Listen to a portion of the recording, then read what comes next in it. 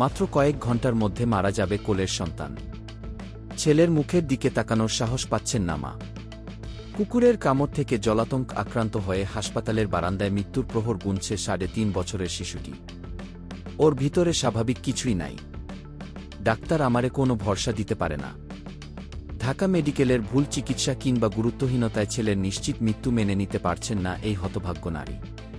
কি বলব আপনাদের বলেন? আমার আর কিছু বলতে মনে আছে না। রমজান মাসে নারায়ণগঞ্জে নিজ বাসার বাইরে খেলাধুলা করছিল শিশু আব্দুর রহমান। এমন সময় একটি কুকুরের আক্রমণের শিকার হয় সে। উপযুক্ত চিকিৎসার অভাবে শিশুটি এখন জলাতঙ্কে আক্রান্ত, এক নিশ্চিত মৃত্যু পথযাত্রী।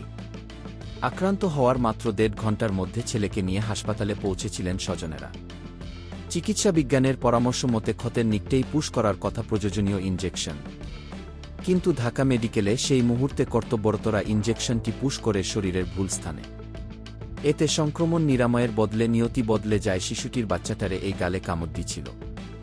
ওই ইনজেকশনটা এভাবে ইনফেক্টেড করে ওখানে দেওয়া হয় নাই, যেহেতু একদম ব্রেইনের কাছে, তো ওর জলাতঙ্ক হয়ে গেছে।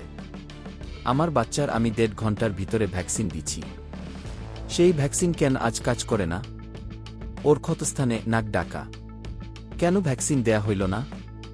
কুকুরের আঁচড়ে আক্রান্ত হওয়া শিশুকে নিয়ে দ্রুত সময়ের মধ্যে দেশের সবচেয়ে বড় চিকিৎসা সেবা কেন্দ্র হিসেবে ভরসা করে ঢাকা মেডিকেল কলেজ হাসপাতালে এসেছিলেন মা। অথচ তাদের ভুল ব্যবস্থাপনায় ছেলের করুণ পরিণতির জন্য কেউ দায় নিচ্ছে না বলে অভিযোগ করেন তিনি। ভাবছি যে না, নিউজের মাধ্যমে, মিডিয়ার মাধ্যমে হয়তো আমি ১০ এর কাছে আমার কষ্টটা প্রচার করলে আমি বিচার পাব।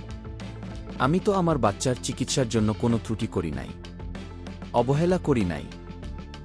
আমি তো কারো কাছে বিচার পাচ্ছি না, কেউ তো আমার বিচার করতেছে না।